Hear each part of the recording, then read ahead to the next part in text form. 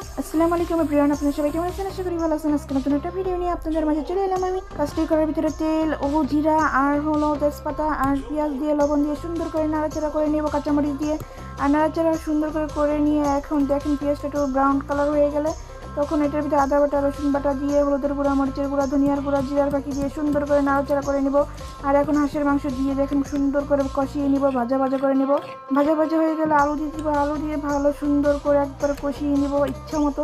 দেখেন নাড়াচাড়া করে নিচ্ছে আমার আম্মুর হাতের হাঁসের মাংস রান্না ও চিতই পিঠা আর হাঁসের মাংস খেতে কিন্তু খুব মজা।